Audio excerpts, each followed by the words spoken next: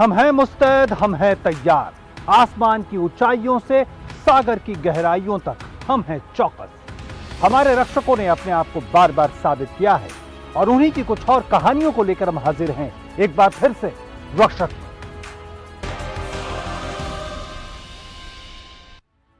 एक सैनिक कैसे बनता है, एक योद्धा कैसे तैयार होता है, कैसे उसे युद्ध की रणनीतियों को सिखाया जाता है, कैसे उसे हर असंभव परिस्थिति के लिए तैयार किया जाता है। हमारे देश में गिने चुने ऐसे संस्थान हैं जो ये काम वर्षों से कर रहे हैं ताकि देश सुरक्षित रह सके, और वो सुनिश्चित करते हैं कि आखिर एक सोल्जर कैसे बन सके, और सिर्फ सोल्जर ही नहीं, वो युद्ध की परिस्थितियों में और विपरीत स्थितियों में अपनी सेना को नेतृत्व कर सके, लीड कर सके। हम आज आपको सुना रहे हैं कुछ ऐसी ही कहानियां मेकिंग ऑफ अ सोल्जर की। IMA देहरादून से। देश पे मर मिटना कोई सिखा नहीं सकता, वो तो रगों में दौड़ता है। जांबाजी तो धड़कनों में होती है, बंदूकों बारूदों की क्या औकात। लेकिन योद्धा बनना होती है एक तपस्या, जलना होता है आग में, जब लेता है वो अंतिम पग, तब बनता है एक सैनिक, एक soldier, making of a soldier.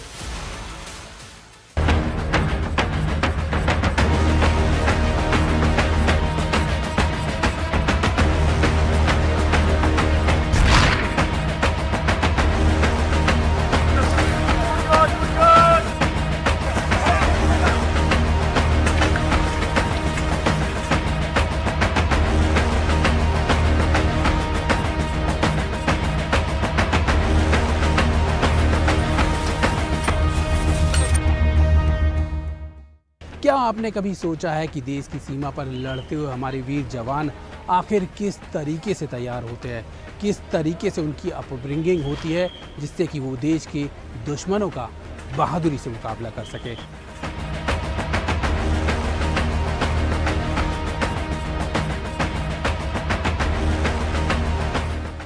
रक्षक की इस खास पेशकश में हम लाए हैं IMA देहरादून से आपके लिए खास कि आखिर देश के एक युवा को कैसे एक बेहतरीन, एक बहादुर, एक जाबाज सैनिक में परिवर्तित किया जाता है।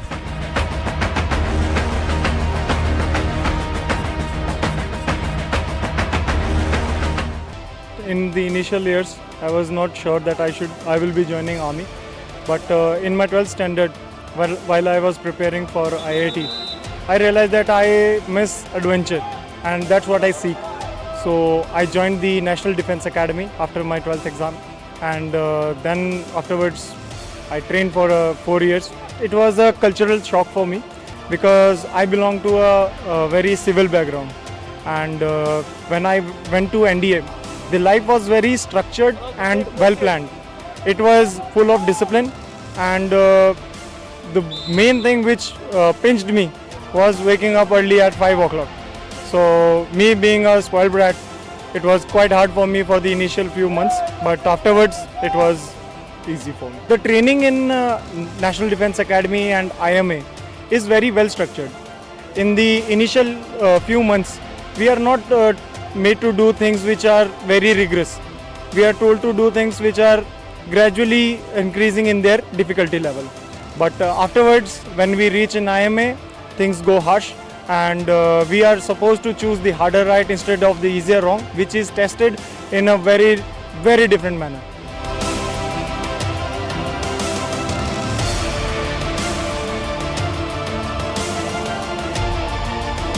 तो यहाँ पे अलग अलग एंट्रीज़ हैं बच्चों की। कुछ लोग हैं जो NDA से आते हैं ऑलरेडी ट्रेन होके 3 साल की ट्रेनिंग करके, और उसके अलावा there are some direct entries जिसमें ये लोग कॉलेज से ग्रेजुएट होके, और कुछ लोग BTech करके, दैट इज़ इंजीनियरिंग करके, यहाँ पे एकेडमी में ट्रेन होने आते हैं।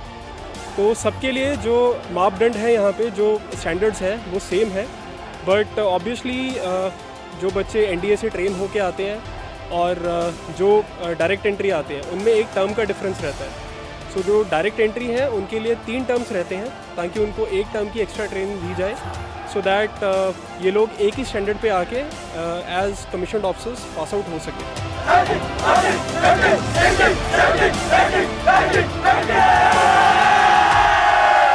As everybody knows that military bedrock of military discipline is drill.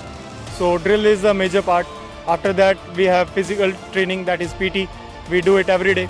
After that we have equestrian training for the horse riding, and then swimming and shooting, skeet shooting. We have a lot of clubs for our hobbies, which includes music and dance, skeet shooting, riding and polo and golf, etc. These are there, and they are basically there to change our personality, to improve us on a very different level.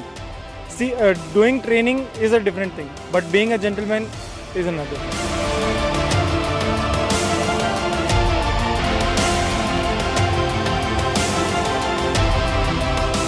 इसका वैसे actually dream ही ये था कि शुरू से army में जाना, और इसमें सिलेक्शन के बाद इसकी सिलेक्शन भी हो गई थी, अच्छा पैकेज भी मिल गया था, तब भी इसने ड्रॉप कर दिया कि मैंने आर्मी में ही ज्वाइन करना। I felt like it was my duty to give it back to the nation in that way. So after joining college, I joined NCC. Whatever chance I got to be closer to the uniform, I took that, and I took NCC, got a bit closer to the army fraternity, and got to hear a lot of stories of valor, stories of people, and that just motivated me to do so.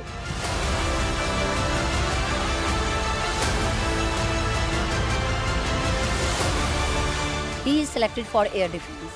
He is BTech technical computer sciences, and he was NCC cadet. He is from sea certificate of NCC. जैसे इसने NCC college में join की, इसका सबसे पहले dream आया कि मम्मा आप मुझे इंजीनियर बना रहे हो, लेकिन मैंने आर्मी ही ज्वाइन करनी है, आर्मी नंबर 1 है, मेरा ड्रीम है। जब एयरफोर्स में इसकी सिलेक्शन हुई तो इसने पहले ही मुझे कहा मम्मी मेरा ड्रीम तो आर्मी था, लेकिन मैं एयरफोर्स में सिलेक्ट हो गया। भगवान ने कुछ ऐसा चाहा कि माइनर सी प्रॉब्लम आ गई, लेकिन इसका पैशन ये था कि इसमें रहा। IMA ने नेचुरली इसको हीरे को तराश दिया, जो तराशना है वो तो IMA है, उसका का मुकाबला तो हम कहीं कर नहीं सकते।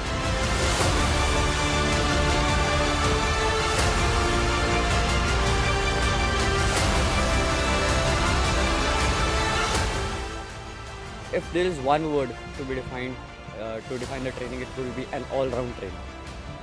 They train you in every possible way, from the way you dress up, from the way you eat, and the way you walk, up till your physical standards. Everything that a person does in those 24 hours, even up your sleep schedule, your PT standards, everything changes. They have a strict regimen that we follow, the strict schedule that we follow, and there are instructors, seniors, and a whole lot of hierarchy that guides us to be an officer through that training. Once a person who enters the gates of IMA, after a year or a year and a half, he'll be an officer. सब एक बराबर एक level पर आ जाते हैं. Tough, strong and brave men. That's what they make.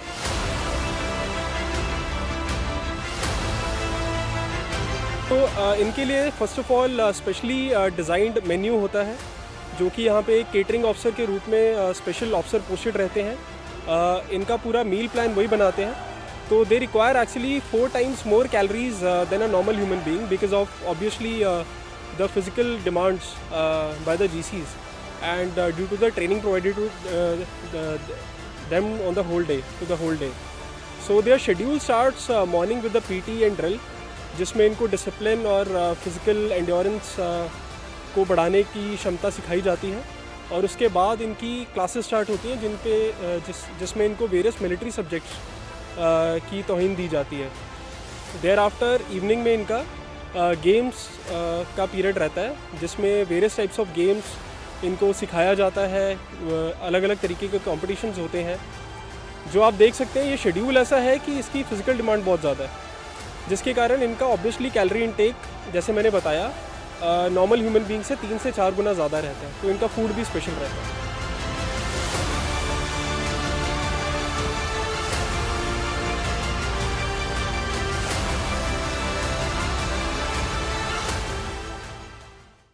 Dedication और जैसे कहते हैं देशभक्ति की भावना, वो फीलिंग इसमें शुरू से सी बचपन में। अगर हम कहीं बच्चा है कुछ खा रहा है, ये एक बिस्कुट का पैकेट भी नीचे नहीं फेंकता था, पैकेट में उठा के घर के डस्टबिन में फेंक रहा है कि कहीं गंदगी ना फैले। कोई रेड लाइट क्रॉस कर रहा है, इसके फीलिंग आ जाती थी कि ये गलत हो रहा है। कोई ट्रैफिक पे खड़ा है, उसको सलूट लगा के आ रहा है। मतलब ये फीलिंग्स इसके बचपन में थी, लेकिन वो फीलिंग्स कैसे इसकी आर्मी के पैशन में बदल गई हमें खुद नहीं पता चला। वो कब पता चला, जब ये बीटेक एनसीसी में था। और एनसीसी के बाद तो इसने यही कहा था, मैं निकलूँ ना निकलूँ, मैं आखिरी दम तक आर्मी की ट्राई करूँ। IMA has the finest instructors in the Indian Army. The top of the lot are chosen to be the instructors over here. Diet, the finest food, and round the clock, your diet, it is checked, there is a thorough schedule and a whole diet chart is prepared, it's made. The gentleman cadet who's going through a tough and rigorous training, his nutrition is also kept in check.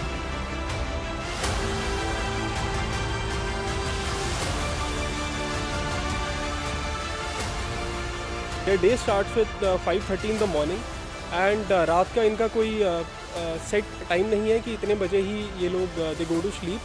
Because यहाँ पे एक system designed है बहुत सालों से, जिसमें आपके seniors, आपके इंस्ट्रक्टर्स आपको ग्रूम करते हैं, और उस ग्रूमिंग में बहुत सारी पनिशमेंट्स और इस टाइप की चीज़ें शामिल हैं, जिससे इनकी मेंटल टफनेस बढ़ती है। सो बेसिकली इनकी सर्केडियन रिदम, या फिर जिसको स्लीप साइकिल भी बोलते हैं, उसको तोड़ने का हम पूरा प्रयास करते हैं, ताकि लड़ाई के दौरान या किसी भी ऐसे इंस्टेंस में जहां इनको ज़्यादा देर तक जागना पड़े और बिना सोए भी ये लोग कंटिन्यू कर सके अपना फिजिकल एंड्योरेंस, उसको हम बढ़ा सकें। तो इसका पूरा ध्यान रखा जाता है। इनफैक्ट जो आर्मी की ट्रेनिंग है, उसका मेन फोकस मेंटल एंड्योरेंस बढ़ाने में है और कम फोकस फिजिकल एंड्योरेंस पे है।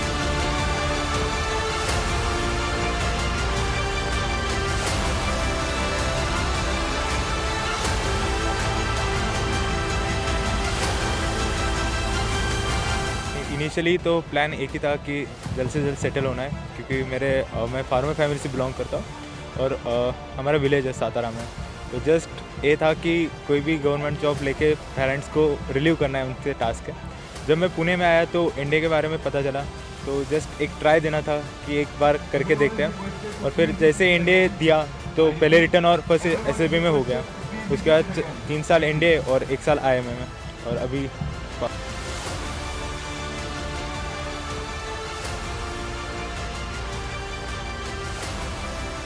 स्कूल में तो पहले से बहुत अच्छा ही पढ़ता था, और ये जब से 5वीं 6वीं में था तब से उसको IPS में जाने का बहुत ये था। जब भी कहीं बैठता था वही IPS लिखता था। तो जब भी ये 12th हो गया तो जस्ट इसने इंडिया के बारे में पता चल गया, तो उसने इंडिया का एग्ज़ाम दे दिया, क्लियर हो गया, रिटर्न क्लियर हो गया, SSB क्लियर हो गया, मेडिकल क्लियर हो गया। तो हम सोचे कि भगवान ने दिया है तो चलो ले लेते हैं, देश की सेवा ऐसे ही करनी है, ऐसे ही करनी है, तो देश की सेवा ही करनी है। और वैसे तो हमारा सातारा जिला जो महाराष्ट्र में, वो सैनिकों का ज़िला है, पूरे इंडिया में वो सैनिकों का ज़िला कह के जाना जाता है। तो हमको तो इंस्पायर करने की ज़रूरत नहीं।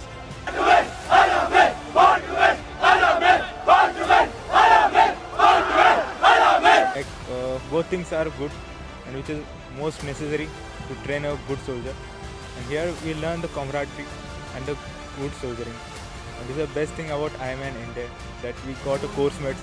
In India we got course mates from different arms where we share a bonding with them, and IMA we get to know about our regiments and upcoming life, so it is a well experience. वो बहुत बढ़िया, मैं बहुत गर्व मैं महसूस कर रहा हूँ, और मैं सबको ये कहना चाहता हूँ, एक ही होना, शेर होना और देश के लिए होना। न केवल उसकी सेहत का ध्यान रखा जाता है, उसकी डाइट का ध्यान रखा जाता है, बल्कि साफ तौर पर, ख़ास तौर पर इस चीज़ का भी ध्यान रखा जाता है कि इसकी जो मेंटल टफनेस है उसकी भी जांच हो। ख़ास तौर पर अगर डिफेंस ट्रेनिंग एकेडमीज़ की बात की जाए तो यहाँ सुबह उठने का वक्त तो होता है, लेकिन रात को सोने का वक्त तय नहीं किया जाता। ये इस मायने में ख़ास है कि आप सुबह एक तय वक्त पर तो उठेंगे, लेकिन आपकी दिनचर्या लगातार नियमित रहेगी। उसमें आपकी मेंटल टफनेस को चेक करने के लिए जो आपके सोने का समय है वो निर्धारित नहीं किया जाता है।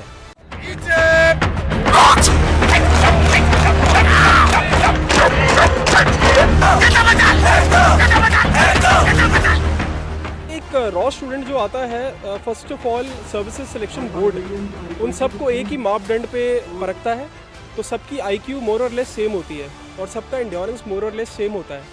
यहाँ हम उनको लगभग 4 से 5 गुना और ऊपर लेके आते हैं। जो उनकी कैपेबिलिटी है, जो उनके अंदर क्षमता है, हम उसको उसका एहसास दिलाते हैं। तो यहाँ पे जितनी एक्टिविटीज़ हमने डिज़ाइन कर रखी हैं वो ऐसे उसको गो थ्रू करते हैं कि उनको इस बात का अंदेशा होता है कि उनकी मेंटल एबिलिटी और फिज़िकल एबिलिटी उनकी सोच से बहुत ज़्यादा है। तो जब GC आता है एज अ सिविलियन और जब वो पास आउट होता है एज ऑफिसर, उसमें मेंटल और फिज़िकल एबिलिटी बहुत ही उच्च स्तर की होती है। एक कहावत है एनडीए में कि NDA turns boys into men, so I think that's more than enough to say for this. When I joined NDA, I was a kid, I would say, and now I think I am more known and I am more aware about the surroundings. Plus, I am a better human being. तो ये कहानियां निकली थी Indian military academy Dehradun से, जहां कुछ कहानियां हमने आपके सामने ली। हमने कुछ कहानियां ऐसी सुनाई कि कैसे सपने परवाज बने और अब वो देश की रक्षा के लिए अपना सब कुछ न्योछावर करने को तैयार हैं।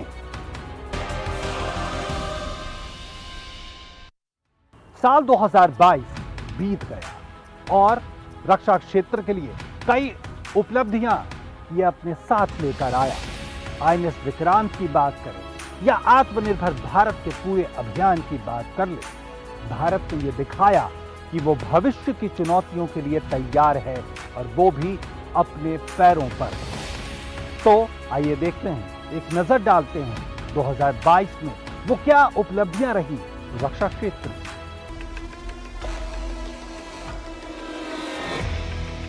रक्षा मंत्री राजनाथ सिंह ने अक्टूबर 2022 में जोधपुर में भारतीय वायुसेना में हिंदुस्तान एरोनॉटिक्स लिमिटेड द्वारा डिजाइन और विकसित लाइट कॉम्बैट हेलीकॉप्टर को भारतीय वायुसेना में शामिल किया। LCH पहला स्वदेशी मल्टी रोल हेलीकॉप्टर है जिसमें शक्तिशाली ग्राउंड अटैक और हवाई युद्ध क्षमता है। इसमें आधुनिक स्टील्थ विशेषताएं, मजबूत कवच सुरक्षा और दुर्जय रात्रि आक्रमण क्षमता है। ऑनबोर्ड एडवांस नेविगेशन सिस्टम, नजदीकी मुकाबले के लिए 20 mm की गन से लैस और शक्तिशाली हवा से हवा में मार करने वाली मिसाइलें LCH को आधुनिक युद्ध के मैदान के लिए विशेष रूप से अनुकूल बनाती हैं। ये उच्च ऊंचाई वाले इलाकों से संचालित करने और उच्च ऊंचाई वाले लक्ष्यों पर सटीक प्रहार करने में सक्षम है।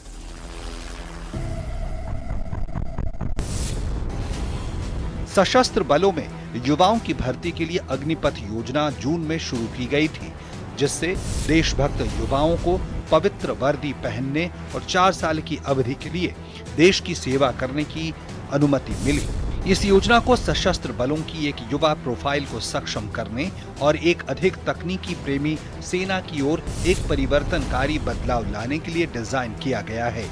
भर्ती में 3 सेवाओं में लागू जोखिम और कठिनाई भत्ते के साथ एक आकर्षक मासिक पैकेज और एक बार सेवा निधि पैकेज शामिल है, जो अग्निवीरों को उनकी अवधि पूरी होने पर भुगतान किया जाएगा।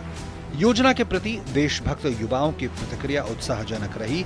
सशस्त्र बलों में भर्ती के लिए महिला उम्मीदवारों सहित 54 लाख से अधिक पंजीकरण तीनों सेवाओं द्वारा प्राप्त किए गए। प्रशिक्षण केंद्र बेहतर प्रशिक्षण बुनियादी ढांचे के साथ शीघ्र ही प्रशिक्षण शुरू करने के लिए तैयार है।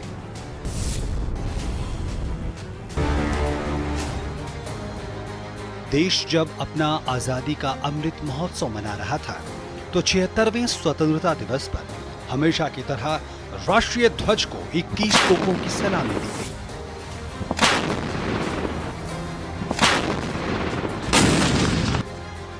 ये पहला मौका था जब 15 अगस्त पर लाल किले से स्वदेशी तोपों से सलामी दी गई। इसके लिए इस्तेमाल किए गए DRDO द्वारा विकसित स्वदेशी howitzer gun, advance towed artillery gun system.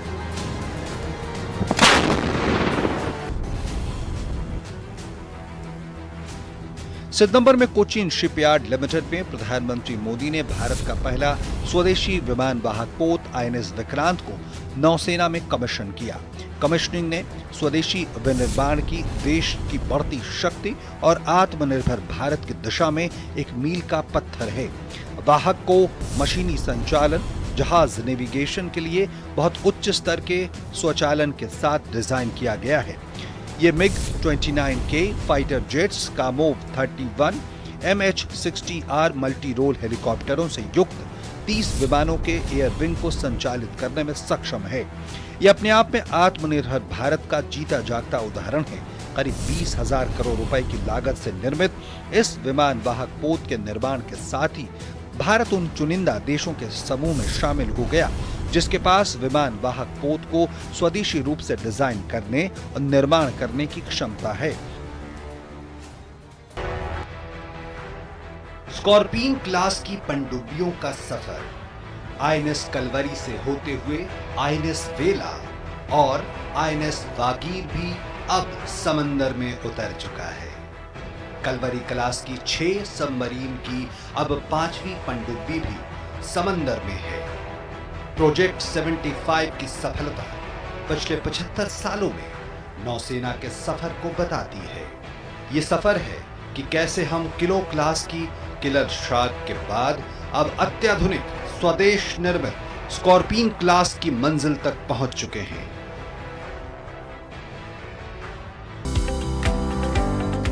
नए विचार, नई सोच और नवाचार, यही वो तत्व हैं जो आत्मनिर्भरता की पताका को ऊंचा लहरा सकते हैं। इसी सोच को आकार देने के लिए रक्षा मंत्रालय ने IDEX नामक एक ढांचे के तहत रक्षा नवाचार में शामिल स्टार्टअप और ऐसी अन्य संस्थाओं को प्रोत्साहित करने के लिए इसे शुरू किया। पिछले 8 सालों में देश की राजनीतिक इच्छा शक्ति ने यह तय कर दिया है कि भारतीय सेना में महिलाओं को स्थायी कमीशन मिलेगा। यही नहीं बल्कि सरकार ने यह भी सुनिश्चित किया कि आर्मी एयर डिफेंस, सिग्नल और इंजीनियरिंग, आर्मी एविएशन, इलेक्ट्रॉनिक्स और मैकेनिकल इंजीनियर्स जैसे पुरुष प्रधान रहे क्षेत्रों के साथ साथ वायुसेना में महिलाओं को फाइटर पायलट बनने और लड़ाकू विमान उड़ाने का अधिकार जरूर मिले। इसे नारी सशक्तिकरण की अदम्य मिसाल न कहें तो और क्या कहें।